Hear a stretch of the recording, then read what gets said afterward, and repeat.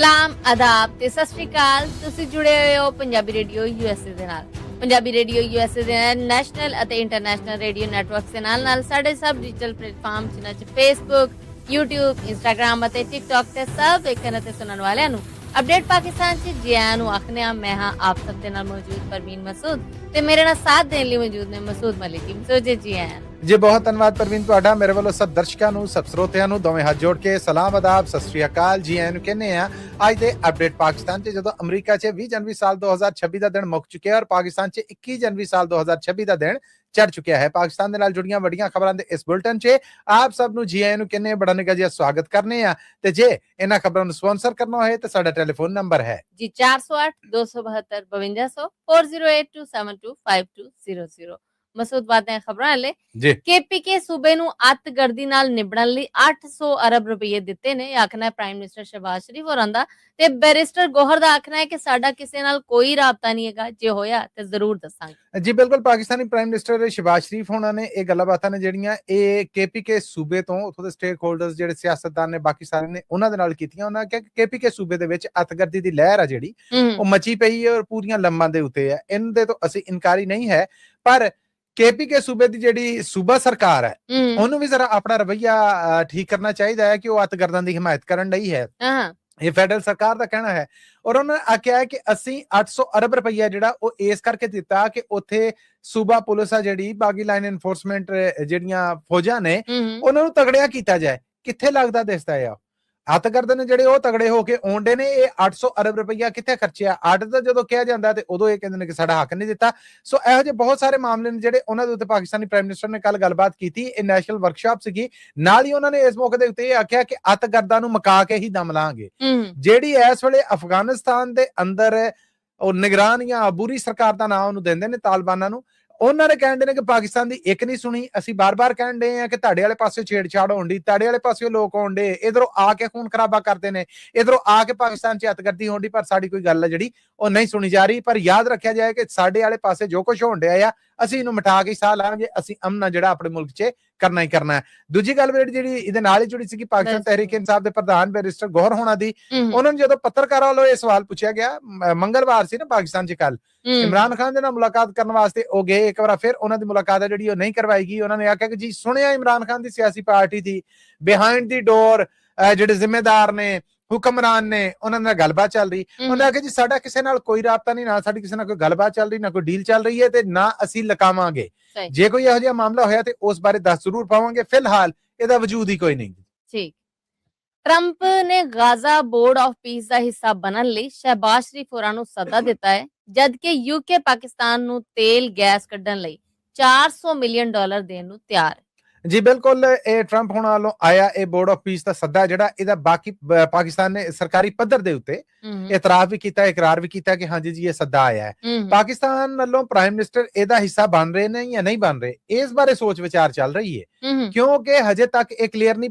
ਇੱਕ ਇਸਲਾਮਿਕ ਮੁਲਕ ਹੈ UAE, ਯੂਨਾਈਟਿਡ ਅਰਬ ਐਮਿਰੇਟਸ, ਹਜੇ ਤੱਕ ਦੀਆਂ ਇਤਲਾਮਾਤ ਮੁਜਬ ਜਿਹਨੇ ਆਖਿਆ ਕਿ ਜੀ ਮੈਂ ਇਸ ਬੋਰਡ ਆਫ ਪੀਸ ਦਾ ਹਿੱਸਾ ਬਣਨ ਜਾ ਰਿਹਾ ਹਾਂ।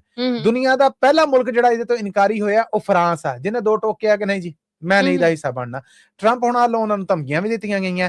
ਹੁਣ ਪਾਕਿਸਤਾਨ 'ਚ ਜ਼ਾਹਿਰ ਹੈ ਕਿ ਜਿੰਨੇ ਧਾਰਮਿਕ ਆਲਮ ਨੇ ਉਹਨਾਂ ਦੋ ਟੋਕ ਕਿਹਾ ਕਿ ਨਾ ਸਾਡੀ ਫੌਜ ਉੱਥੇ ਲੜਨ ਦੀ ਜਾਏ ਤੇ ਨਾ ਪਾਕਿਸਤਾਨ ਉੱਥੋਂ ਦੇ ਕਿਸੇ ਮਨਸੂਬੇ ਦਾ ਹਿੱਸਾ ਬਣੇ।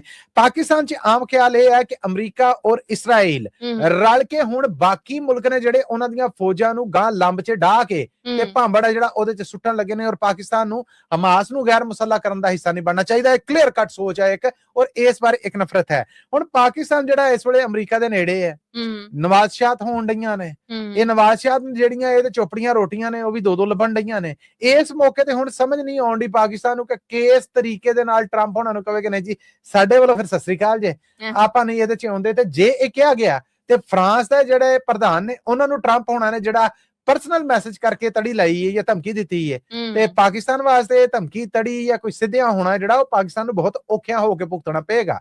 ਹਾਂ, ਇਸ ਮੌਕੇ ਦੇ ਉੱਤੇ ਜਦੋਂ ਕਿ ਪਾਕਿਸਤਾਨ ਹਾਂ ਕਰਾਂ ਨਾ ਕਰਾਂ ਇਹਦੇ 'ਚ ਫਸਿਆ ਪਿਆ ਆ। ਯੂਕੇ ਵੱਲੋਂ ਪਾਕਿਸਤਾਨ ਨੂੰ ਆਫਰ ਆਈ ਹੈ ਕਿ ਪਾਕਿਸਤਾਨ 'ਚ ਤੇਲ, ਗੈਸ ਔਰ ਬਾਕੀ ਮਾਦਨੀਆਤ ਜਾਂ ਮਿਨਰਲਸ ਨੇ ਜਿਹੜੇ ਉਹ ਲੱਭਣ ਦੇ ਮਾਮਲੇ 'ਚ ਬਰਤਾਨੀਆ ਪਾਕਿਸਤਾਨ ਨੂੰ $400 ਮਿਲੀਅਨ ਆ ਜਿਹੜੇ ਉਹ ਆਫਰ ਕਰ ਰਿਹਾ ਹੈ। ਯਾਦ ਰਵੇ ਕਿ ਅਮਰੀਕਾ ਵੱਲੋਂ ਵੀ ਪਾਕਿਸਤਾਨ 'ਚ ਇਨਵੈਸਟਮੈਂਟ ਹੋ ਰਹੀ ਹੈ, ਕੰਪਨੀਆਂ ਦੇ ਸਮਝੌਤੇ ਹੋ ਰਹੇ ਨੇ। ਉਹਨਾਂ ਕੰਮਾਂ ਦੇ ਵਾਸਤੇ ਯੂਕੇ ਦਾ ਅੱਗੇ ਆਉਣਾ ਇਹ ਹੈ ਕਿ ਯੂਰਪ ਜਿਹੜਾ ਇਸ ਵੇਲੇ ਅਮਰੀਕਾ ਤੋਂ ਨਿਖੜ ਗਿਆ ਜਾਂ ਅਮਰੀਕਾ ਨੇ ਪਰਾਂ ਕਰਤੇ ਕਿ ਜਾਓ ਖਾਓ ਕਸਮਾਂ ਨੂੰ ਆਪਣੇ ਮਾਮਲੇ ਆਪ ਨਜਿੱਠੋ।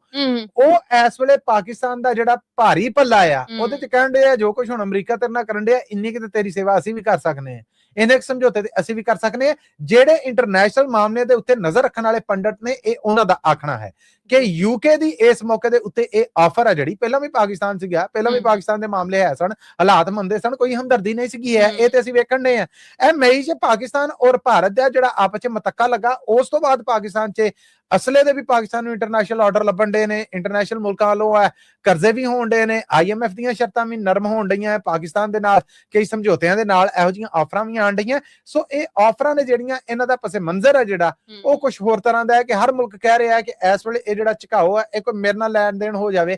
ਕਈ ਵਾਰ ਇਹ ਹੁੰਦਾ ਕਿ ਇੱਕ ਬੰਦੇ ਦਾ ਪਤਾ ਹੁੰਦਾ ਕਿ ਤੁਰਿਆ ਜਾ ਰਿਹਾ, ਐਵੇਂ ਧੱਕੇ ਨਾ ਉਹਦੇ ਰਾਹ ਦੇ ਵਿੱਚ ਕੋਈ ਕਿੱਲ ਸੁੱਟ ਛੱਡਣਾ, ਓਹੋ ਕੋਈ ਗੱਲ ਨਹੀਂ ਇੱਧਰ ਲਿਆ ਮੈਂ ਪੈਂਚਰ ਲਾ ਦੇਣਾ।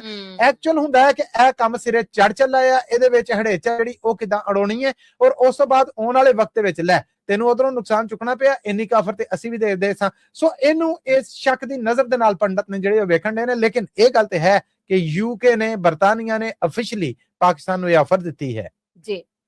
ਸੈਨੇਟ ਦੀ ਕਮੇਟੀ ਨੇ ਮੋਬਾਈਲ ਸਰਵਿਸ ਪ੍ਰੋਵਾਈਡਰਸ ਬਾਰੇ ਕੋਈ ਨਵਾਂ ਪੀਕਾ ਬਿੱਲ ਮਨਜ਼ੂਰ ਕੀਤਾ ਹੈ।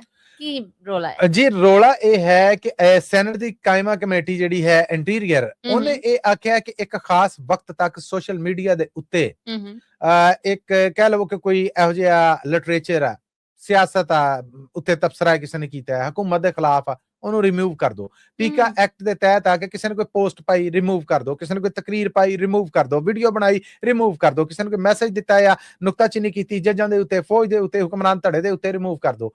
ਸਰਵਿਸ ਪ੍ਰੋਵਾਈਡਰ ਨੇ ਜਿਹੜੇ ਜਿਨ੍ਹਾਂ ਦੇ ਕਹਿ ਲਵੋ ਕਿ ਯੂਜ਼ਰ ਜਿਹੜਾ ਯਾਨੀ ਮੇਰੇ ਕੋਲ ਇੱਕ ਸਿਮ ਆ ਇੱਕ ਕੰਪਨੀ ਦੀ ਹੈ, ਤੁਹਾਡੇ ਕੋਲ ਇੱਕ ਹੋਰ ਕੰਪਨੀ ਦੀ ਹੈ, ਮੈਂ ਇੱਕ ਕੰਮ ਕੀਤਾ ਤੇ ਇਹ ਉਸ ਕੰਪਨੀ ਦੇ ਉੱਤੇ ਪਾਬੰਦੀ ਹੋਏਗੀ ਕਿ ਉਹ ਇੱਕ ਖਾਸ ਵਕਤ ਤੱਕ ਉਸ ਵੀਡੀਓ ਨੂੰ ਰਿਮੂਵ ਕਰਨਗੇ।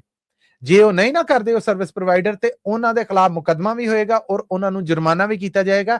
ਇਹ ਇਸ ਨਵੇਂ ਬਿੱਲ ਦੇ ਤਹਿਤ ਤੈਅ ਹੋਇਆ। ਪਹਿਲਾਂ ਤੇ ਆਮ ਲੋਕਾਂ ਦੀ ਫੜਤ ਸੀਗੀ, ਹੁਣ ਨਾਲ ਮੋਬਾਈਲ ਕੰਪਨੀਆਂ ਨੂੰ ਵੀ ਇੰਜ ਸ਼ਿਕੰਜੇ ਦੇ ਵਿੱਚ ਲਿਆਂਦਾ ਜਾ ਰਿਹਾ ਕਿ ਵੀ ਤੁਸੀਂ ਸਰਵਿਸ ਪ੍ਰੋਵਾਈਡਰ ਜੇ ਤੁਹਾਡਾ ਇੰਟਰਨੈਟ ਚੱਲਣ ਡਿਆ ਆ ਫਲਾਣਾ ਬੇਸ਼ੱਕ ਤੁਹਾਨੂੰ ਪੈਸੇ ਦੇ ਕੇ ਇਹ ਸਰਵਿਸਿਜ਼ ਲੈ ਰਿਹਾ ਪਰ ਉਹ ਹੁਕੂਮਤ ਦੇ ਖਿਲਾਫ ਇਹ ਕੰਮ ਕਰ ਰਿਹਾ, ਇਸ ਲਈ ਉਹਦੀ ਪਾਈ ਗਈ ਇਹ ਪੋਸਟ ਜਿਹੜੀ ਇਹਨੂੰ ਡਿਲੀਟ ਕਰਨਾ ਸਰਵਿਸ ਪ੍ਰੋਵਾਈਡਰਸ ਨੇ ਜਿਹੜੇ ਉਹਨਾਂ ਦੀ ਜ਼ਿੰਮੇਵਾਰੀ ਬਣਾ ਦਿੱਤੀ ਗਈ ਹੈ। ਪੀਕਾ ਤਰਮੀਮੀ ਐਕਟ ਦਾ ਇਹਨੂੰ ਨਾਂ ਦਿੱਤਾ ਗਿਆ ਜੀ। 2500 ਰੁਪਏ ਮਗਰ ਹੋਣ ਵਾਲੇ ਕਤਲ ਦੇ ਮੁਲਜ਼ਮ ਨੂੰ ਸੁਪਰੀਮ ਕੋਰਟ ਨੇ 15 ਸਾਲ ਬਾਅਦ ਬਰੀ ਕਰ ਦਿੱਤਾ। ਸਾਈਵਾਲ ਦਾ ਨਈਮ ਅਰਸ਼ਦ ਦਾ ਜਿਹੜਾ ਇਹਨੂੰ 2011 ਚ ਇਹ 2500 ਰੁਪਏ ਦੇ ਮਗਰ ਪ੍ਰਵੀਨ ਇੱਕ ਝੇੜਾ ਸੀਗਾ ਉਹਦੇ ਚ ਇਹਦਾ ਕਤਲ ਹੋ ਗਿਆ।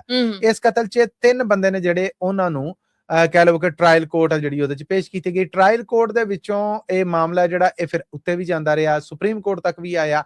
ਇਹਦੇ ਚ ਇਹ ਮੁਕਦਮੇ ਦੇ ਅੰਦਰ ਨਈਮ ਉਹ ਮਰਕਜ਼ੀ ਮੁਲਜ਼ਮ ਹੈ ਜਿਹਦੇ ਤੇ ਇਲਜ਼ਾਮ ਹੈ ਕਿ ਇਹਨੇ ਇਹ ਅਨਵਰ ਅਲੀ ਨਾਂ ਦਾ ਇੱਕ ਬੰਦਾ ਕੱਪੜਿਆਂ ਦਾ ਵਪਾਰਕ ਸੀਗਾ, ਕਾਬਕਾਰ ਸੀ, ਉਹਦੇ ਨਾਲ 2500 ਰੁਪਏ ਦਾ ਇਹਦਾ ਕੋਈ ਲੈਣ ਦੇਣ ਸੀਗਾ 2500 ਦਾ। ਇਹਨੇ ਉਹਨੂੰ ਬੇਦਰਦੀ ਦੇ ਨਾਲ ਸਾਲ 2011 ਦੇ ਵਿੱਚ ਜਿਹੜਾ ਉਹ ਕਤਲ ਕਰ ਦਿੱਤਾ। 2015 ਚ ਇਸ ਮੁਕਦਮੇ ਚ ਇਹਨੂੰ ਅਦਾਲਤ ਵੱਲੋਂ ਉਮਰ ਕੈਦ ਦੀ ਸਜ਼ਾ ਸੁਣਾਈ ਗਈ। ਹੁਣ 2015 ਚ ਜਿਹੜੀ ਸਜ਼ਾ ਸੁਣਾਈ ਗਈ ਇਸ ਤੋਂ ਬਾਅਦ ਟ੍ਰਾਇਲ ਕੋਰਟ ਦੇ ਇਸ ਫੈਸਲੇ ਨੂੰ ਨਈਮ ਅਰਸ਼ਦ ਨੇ ਇਹ ਚੈਲੰਜ ਕਰ ਦਿੱਤਾ। ਲਾਹੌਰ ਹਾਈ ਕੋਰਟ ਨੇ ਵੀ ਇਹਨੂੰ ਬਹਾਲ ਰੱਖਿਆ। ਇਹਦੇ ਚ 2 ਮੁਲਜ਼ਮ ਹੋਰ ਸਨ ਜਿਨ੍ਹਾਂ ਦੇ ਇਲਜ਼ਾਮ ਆ ਕਿ ਉਹਨਾਂ ਨੇ ਕਤਲ ਦੇ ਵਿੱਚ ਇਹਨੂੰ ਮਦਦ ਦਿੱਤੀ ਜਾਂ ਕਤਲ ਹੋਣ ਵਾਲੇ ਬੰਦੇ ਨੂੰ ਕਾਬੂ ਕਰੀ ਰੱਖਿਆ ਔਰ ਇਹਨੇ ਉਸ ਬੰਦੇ ਨੂੰ ਮਾਰ ਦਿੱਤਾ। ਇੱਕ ਬੰਦੇ ਦਾ ਨਾਂ ਸ਼ਬਾਜ਼ ਸੀਗਾ ਔਰ ਦੂਜੇ ਦਾ ਨਾਂ ਸ਼ਬੀਰ ਸੀਗਾ। ਇਹਨਾਂ ਦੇ ਬਾਰੇ ਕੋਈ ਕਹਿ ਲਵੋ ਕਿ ਐਵੀਡੈਂਸ, ਗਵਾਹੀਆਂ, ਸਬੂਤ ਐਸੇ ਨਹੀਂ ਸੀ ਜਿਹਦੇ ਤੋਂ ਬਾਅਦ ਅਦਾਲਤਾਂ ਵੱਲੋਂ ਇਹਨਾਂ ਨੂੰ ਰਿਹਾ ਕਰ ਦਿੱਤਾ ਗਿਆ। ਇਹ ਹੁਣ ਮੁਕਦਮਾ ਚੱਲਦਾ ਰਿਹਾ, ਤੁਰਦਾ ਰਿਹਾ, ਇਹ ਸੁਪਰੀਮ ਕੋਰਟ ਦੇ ਬੂਹੇ ਤੇ ਆ ਗਿਆ। ਸੋ ਸੁਪਰੀਮ ਕੋਰਟ ਨੇ ਆਖਿਆ ਕਿ ਇਸ ਮੁਕਦਮੇ ਦੇ ਵਿੱਚ ਪੁਲਿਸ ਤਫਤੀਸ਼ ਹੈ ਜਿਹੜੀ ਉਹ ਨਾਕਸ ਹੈ, ਜਿਹੜੀ ਕਿਸੇ ਪਾਸੇ ਵੀ ਇਹ ਨਹੀਂ ਕਹਿੰਦੀ ਕਿ ਕਤਲ ਆ ਜਿਹੜਾ ਇਰਾਦਤਨ ਕੀਤਾ ਗਿਆ ਹੈ। ਉਹਦੇ ਚ ਫਿਰ ਇਹਦਾ ਫਾਇਦਾ ਮੁਲਜ਼ਮ ਨੂੰ ਦਿੱਤਾ ਗਿਆ ਔਰ ਇਹ ਜਸਟਿਸ ਹਾਸ਼ਮ ਕਾਕੜ ਹੋਣੇ ਨੇ ਜਿਹੜੇ ਸੁਪਰੀਮ ਕੋਰਟ ਦੇ ਜੱਜ, ਉਹਨਾਂ ਵੱਲੋਂ ਇਹ ਉਮਰ ਕੈਦ ਮੁਕਾ ਕੇ 15 ਸਾਲ ਬਾਅਦ ਉਹਦੇ ਬੰਦੇ ਨੂੰ ਰਿਹਾ ਕਰ ਦਿੱਤਾ ਗਿਆ ਆ। ਔਰ ਹੁਣ ਕਤਲ ਕਰਨ ਵਾਲਾ ਜਾਂ ਕਤਲ ਹੋਣ ਵਾਲਾ ਜਿਹੜਾ ਉਹਦੇ ਜਿਹੜੇ ਵਾਲੀ ਵਾਰਸ ਨੇ ਕੋਈ ਇਨਸਾਫ ਦਾ ਬੂਆ ਉਹਨਾਂ ਕੋਲ ਹੁਣ ਰਿਹਾ ਨਹੀਂ, ਕਿਉਂਕਿ ਸੁਪਰੀਮ ਕੋਰਟ ਸੁਪਰੀਮ ਇੱਕ ਟਿਕਾਣਾ ਹੈ ਇਨਸਾਫ ਲੈਣ ਲਈ, ਉਹਦੇ ਵੱਲੋਂ ਹੀ ਰਿਹਾਈ ਲੱਭ ਗਈ ਜੀ। ਲਾਹੌਰ ਸ਼ਹਿਰ ਨੂੰ 2 ਵੱਖੋ-ਵੱਖ ਜ਼ਿਲ੍ਹਿਆਂ 'ਚ ਵੰਡਿਆ ਜਾ ਰਿਹਾ ਹੈ। ਇਹ ਕੀ ਹੋਇਆ? ਇਹ ਕੀ ਹੋਇਆ? ਇਹ ਦਿਲ ਨੂੰ ਹੱਥ ਪਿਆ ਜੀ। ਲਹਿੰਦੇ ਪੰਜਾਬ ਦੀ ਸੀਐਮ ਮਰੀਮ ਨਵਾਜ਼ ਹੋਣਾ ਨੇ ਜਿਹੜੀਆਂ ਉਹਨਾਂ ਨੇ ਐਲਾਨ ਕਰ ਦਿੱਤਾ ਔਰ ਐਲਾਨ ਦੇ ਨਾਲ ਸੁਣਿਆ ਕਿ ਮਨਜ਼ੂਰੀ ਵੀ ਦੇ ਦਿੱਤੀ ਹੈ ਕਿ ਲਾਹੌਰ ਸ਼ਹਿਰ ਆ ਜਿਹੜਾ ਇਹਨੂੰ ਵੰਡ ਕੇ 2 ਜ਼ਿਲ੍ਹੇ ਬਣਾਏ ਜਾਣ। ਉਹ 2 ਜ਼ਿਲ੍ਹਿਆਂ ਦਾ ਨਾਂ ਕੀ ਹੋਏਗਾ ਇਹ ਆਉਣ ਵਾਲੇ ਵਕਤ 'ਚ ਪਤਾ ਲੱਗੇਗਾ। 9 ਫਰਵਰੀ ਨੂੰ ਇਸ ਬਾਬਤ ਆ ਜਿਹੜੀ ਉਹ ਇੱਕ ਵਾਰ ਫਿਰ ਸਾਰੇ ਕਹਿ ਲਵੋ ਕਿ ਪੰਜਾਬ ਦੀ ਜਿੰਨੀ ਬਿਊਰੋਕ੍ਰੇਸੀ ਹੈ, ਜ਼ਿੰਮੇਦਾਰ ਨੇ, ਉਹਨਾਂ ਦਾ ਇਕੱਠ ਹੋ ਰਿਹਾ ਹੈ। ਦੱਸਿਆ ਇਹ ਗਿਆ ਮੁੱਢਲੀ ਇਤਲਾਹ 'ਚ ਕਿ ਲਾਹੌਰ ਸ਼ਹਿਰ ਦੇ ਉੱਤੇ ਆਬਾਦੀ ਦਾ ਲੋਡ ਆ ਜਿਹੜਾ ਉਹ ਬਹੁਤਾ ਹੈ।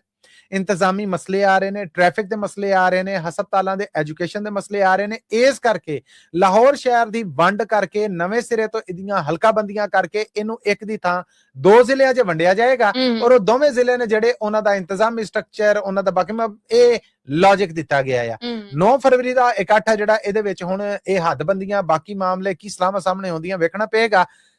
ਸਾਰੇ ਦੱਸਦੇ ਇਹ ਹੈ ਕਿ ਸੀਐਮ ਦੇ ਕੋਲ ਜਿਹੜਾ ਐਗਜ਼ੈਕਟਿਵ ਆਰਡਰ ਦਾ ਇਖਤਿਆਰ ਹੁੰਦਾ ਹੈ, ਉਹਦੇ ਤਹਿਤ ਮਰੀਮ ਨਵਾਜ਼ ਹੋਣਾ ਨੇ ਲਾਹੌਰ ਸ਼ਹਿਰ ਨੂੰ ਵੰਡ ਕੇ 2 ਜ਼ਿਲ੍ਹੇ ਬਣਾਉਣ ਦੀ ਜਿਹੜੀ ਉਹ ਮਨਜ਼ੂਰੀ ਦੇ ਦਿੱਤੀ ਹੈ ਜੀ। ਇਸਲਾਮਾਬਾਦ 'ਚ ਕੰਮ ਕਰਦੀ ਅਮਰੀਕਨ ਐਮਬੈਸੀ ਦੀ ਸ਼ਿਕਾਇਤ ਤੇ FIA ਨੇ ਵੀਜ਼ਾ ਫਰਾਡ ਕਰਨ ਵਾਲਿਆਂ ਦੀ ਗ੍ਰਿਫਤਾਰੀਆਂ ਕੀਤੀਆਂ ਨੇ। ਇਹ ਕੀ ਅਪਡੇਟ ਹੈ ਮਨਸਰ ਇਹਦੇ ਬਾਰੇ? ਇਹ ਜੀ ਅਪਡੇਟ ਇਹ ਹੈ ਕਿ ਅਮਰੀਕਾ ਦਾ non immigrant visa B1 B2 ਆ ਜਿਹੜਾ ਉਹ 12 ਲੋਕਾਂ ਨੇ ਅਪਲਾਈ ਕੀਤਾ ਆਪਣੇ ਪੀਰ ਰਾਹੀਂ। ਸਰਗੋਦੇ ਦਾ ਇਲਾਕਾ ਕੋਟ ਮੋਮਨ, ਉਥੋਂ ਦੇ ਪੀਰ ਸਾਹਿਬ ਨੇ, ਉਹਦੇ 12 ਦੇ 12 ਉਹਨਾਂ ਦੇ ਮੁਰੀਦ ਨੇ। ਇਹਨਾਂ ਨੇ ਜੀ ਅਮਰੀਕਾ 'ਚ ਰੂਹਾਨੀਅਤ ਦੇ ਉੱਤੇ ਇੱਕ ਕਾਨਫਰੰਸ ਹੋ ਰਹੀ ਸੀਗੀ, ਉਹਦੇ 'ਚ ਇਹਨਾਂ ਨੇ ਸਾਂਝ ਪਾਉਣ ਆਉਣਾ ਸੀਗਾ ਔਰ ਰੂਹਾਨੀਅਤ ਦੇ ਜਿਹੜੇ ਫੈਜ਼ ਨੇ ਉਹਨਾਂ ਦੇ ਪਿਆਲੇ ਪੀਣੇ ਸੀਗੇ। ਮਾਫੀ ਦੇ ਨਾਲ ਦੁਖੀ ਨੇ ਮੈਂ, ਇਹ ਚੱਕਰ ਇਹੋ ਹੀ ਬਣਿਆ। ਇੱਕ ਬੰਦੇ ਕੋਲੋਂ ਪ੍ਰਵੀਨ ਅਮਰੀਕਾ ਦਾ $30,000 ਲਿਆ ਗਿਆ। ਕੁਝ ਲੋਕ ਨੇ ਜਿਹੜੇ ਉਹਨਾਂ ਨੇ ਪੂਰੀਆਂ ਰਕਮਾਂ ਦਿੱਤੀਆਂ। ਇਹ ਜਿਹੜੇ 12 ਲੋਕਾਂ ਦੇ ਨਾਲ ਫਰਾਡ ਹੋਇਆ, ਇਹਨਾਂ 'ਚ ਇੱਕ ਸਿਵਲ ਜੱਜ ਵੀ ਹੈ ਜਿਹੜਾ ਇਸ ਪੀਰ ਸਾਹਿਬ ਦਾ ਮੁਰੀਦ ਆ। ਸੋ ਇਹ 12 ਲੋਕ ਨੇ ਜਿਨ੍ਹਾਂ ਦੇ ਨਾਲ ਇਹ ਫਰਾਡ ਹੋਇਆ। ਇਹ ਪੂਰਾ ਇੱਕ ਗੈਂਗ ਆ ਜਿਹਦੇ 2 ਬੰਦਿਆਂ ਨੂੰ ਰਾਵਲਪਿੰਡੀ ਇਸਲਾਮਾਬਾਦ ਤੋਂ ਗ੍ਰਿਫਤਾਰ ਕਰ ਲਿਆ ਗਿਆ। ਪੈਸੇ ਫੜਨ ਵਾਲੇ ਪੀਰ ਸਾਹਿਬ ਸਨ। ਇਹਨਾਂ ਬੰਦਿਆਂ ਕੋਲੋਂ ਪੈਸੇ ਪੂਸੇ ਲੈ ਕੇ ਇਹਨਾਂ ਨੂੰ ਇਸ ਕਾਨਫਰੰਸ ਦਾ ਜਾਲੀ ਇਨਵੀਟੇਸ਼ਨ ਬਣਾ ਕੇ ਦਿੱਤਾ ਗਿਆ। ਪਾਕਿਸਤਾਨੀ ਫਾਰਨ ਆਫਿਸ ਦਾ ਜਾਲੀ ਲੈਟਰ ਦਿੱਤਾ ਗਿਆ ਕਿ ਇਹਨਾਂ ਕੋਲ NOC ਹੈ। ਜਾਲੀ ਸਰਕਾਰੀ ਕਾਗਜ਼ ਦਿੱਤੇ ਗਏ ਕਿ ਜੀ ਇਹਨਾਂ ਦੀ ਨੋਮੀਨੇਸ਼ਨ ਹੈ ਜਿਹੜੀ ਉਹ ਪਾਕਿਸਤਾਨ ਤੋਂ ਹੋਈ ਹੈ, ਬਿਲਕੁਲ ਹੱਕਦਾਰ ਨੇ। ਇਹਨਾਂ ਨੇ ਅਮਰੀਕਾ ਜਾ ਕੇ ਰੂਹਾਨੀਅਤ ਭਰੀ ਇਸ ਕਾਨਫਰੰਸ 'ਚ ਸਾਂਝ ਪਾਉਣੀ ਹੈ। ਇਹਨਾਂ ਦੀਆਂ ਸਪੀਚਾਂ ਦੇ ਨਾਲ ਬਹੁਤ ਸਾਰੇ ਲੋਕ ਨੇ ਜਿਹੜੇ ਉਹਨਾਂ ਨੇ ਰੂਹਾਨੀ ਫੈਜ਼ ਲੈਣਾ ਜਾਂ ਵਟਐਵਰ ਜੋ ਵੀ ਉਹ ਲੌਜਿਕ ਦਿੱਤੀ ਗਈ। ਅੰਬੈਸੀ ਨੇ ਜਦੋਂ ਇਹਨਾਂ ਬੰਦਿਆਂ ਦੇ ਕਾਗਜ਼ਾਂ ਦੀ ਜਾਂਚ ਕੀਤੀ ਤੇ ਉਹਨਾਂ ਨੂੰ ਸ਼ੱਕ ਹੋਇਆ ਕਿ ਇਹਨਾਂ ਦੇ ਕਾਗਜ਼ਾਂ 'ਚ ਕੋਈ ਹੇਰ ਫੇਰ ਹੈ, ਟੈਂਪਰਿੰਗ ਹੈ, ਰਲਣ ਡਿਆ ਆ। ਉਹਨਾਂ ਨੇ FIA ਦੇ ਮਹਿਕਮੇ ਨੂੰ ਕਾਲ ਕਰ ਲਈ। FIA ਦੇ ਮਹਿਕਮੇ ਨੇ ਆ ਕੇ ਗ੍ਰਿਫਤਾਰੀਆਂ ਕਰ ਲਈਆਂ। ਗ੍ਰਿਫਤਾਰੀਆਂ ਤੋਂ ਬਾਅਦ ਪੁੱਛਿਆ ਗਿਆ, ਉਹਨਾਂ ਆਖਿਆ ਜੀ ਕਿਹੜੀ ਰੂਹਾਨੀ ਕਾਨਫਰੰਸ ਤੇ ਕਿਹੜੀ ਗੱਲ ਤੇ ਕਿਹੜੀ ਬਾਤ। ਅੰਬੈਸੀ ਨੇ ਵੀ ਜਦੋਂ ਪਤਾ ਕੀਤਾ ਉਹ ਰੂਹਾਨੀ ਕਾਨਫਰੰਸ ਸਿਰਫ ਕਾਗਜ਼ਾਂ ਤੱਕ ਸੀਗਾ, ਕਿੱਥੇ ਹੋਣਾ, ਕਿਸ ਸੈਂਟਰ ਤੇ ਹੋਣਾ, ਕੀ ਅਤਾ ਪਤਾ, ਕਦੋਂ ਡੇਟ, ਕੋਈ ਉਹਦਾ ਸਿਰ ਪੈਰ ਹੀ ਨਹੀਂਗਾ ਹੈ। ਉਸ ਤੋਂ ਬਾਅਦ ਇਹਨਾਂ ਨੇ ਕਿਹਾ ਕਿ ਸਾਡੇ ਕੋਲੋਂ ਤੇ ਇੱਕ ਬੰਦੇ ਦਾ $30,000 ਮੁੱਕਿਆ ਸੀਗਾ, $30,000 ਮੁੱਕਾ ਸੀਗਾ। ਉਹਦੇ ਚੋਂ ਕਿਸੇ ਨੇ 75 ਲੱਖ ਦੇ ਦਿੱਤਾ ਆ, ਕਿਸੇ ਨੇ 45 ਲੱਖ ਦੇ ਦਿੱਤਾ, ਕਿਸੇ ਨੇ 50 ਲੱਖ ਦੇ ਦਿੱਤਾ। ਬਾਕੀ ਆ ਵੀਜ਼ਾ ਲੈ ਕੇ ਅਸੀਂ ਬਾਹਰ ਜਾਣਾ ਤੇ ਬਾਕੀ ਪੈਸੇ ਅਸੀਂ ਦੇ ਦੇਣੇ। ਸਾਡੇ ਨਾਲ ਤੇ ਕਮਿਟਮੈਂਟ ਹੋਈ। ਉਹ 2 ਬੰਦੇ ਜਿਹੜੇ ਗਰੋਹ ਦਾ ਹਿੱਸਾ ਸਨ ਉਹਨਾਂ ਦੀ ਤੇ ਗ੍ਰਿਫਤਾਰੀ ਹੋ ਗਈ ਤੇ ਪੀਰ ਸਾਹਿਬ ਦੀ ਗ੍ਰਿਫਤਾਰੀ ਵਾਸਤੇ ਸੁਣਿਆ ਕਿ ਛਾਪੇ ਮਾਰੇ ਜਾ ਰਹੇ ਨੇ FIA ਵੱਲੋਂ, ਫੈਡਰਲ ਇਨਵੈਸਟੀਗੇਸ਼ਨ ਅਥਾਰਟੀ ਵੱਲੋਂ। ਉਹ ਹੁਣ ਗ੍ਰਿਫਤਾਰ ਹੋਣਗੇ ਤੇ ਪਤਾ ਲੱਗੇਗਾ ਕਿ ਇਸ ਤੋਂ ਪਹਿਲੇ ਇਹੋ ਜਿਹੀਆਂ ਰੂਹਾਨੀ ਕਾਨਫਰੰਸਾਂ ਦੇ ਉੱਤੇ ਕਿੰਨੇ ਕੁ ਬੰਦੇ ਜਾ ਚੁੱਕੇ ਨੇ, ਕਿੰਨੇ 'ਚ ਗਏ ਨੇ, ਅੱਗੇ ਜਾ ਕੇ ਉਹਨਾਂ ਨੇ ਅਮਰੀਕਾ ਆ ਕੇ ਕੀ ਕੀਤਾ। ਤੇ ਇਹ ਹੁਣ ਪੋਲ ਖੁੱਲੇਗਾ ਪਰ ਵਕਤ ਦੇ ਨਾਲ।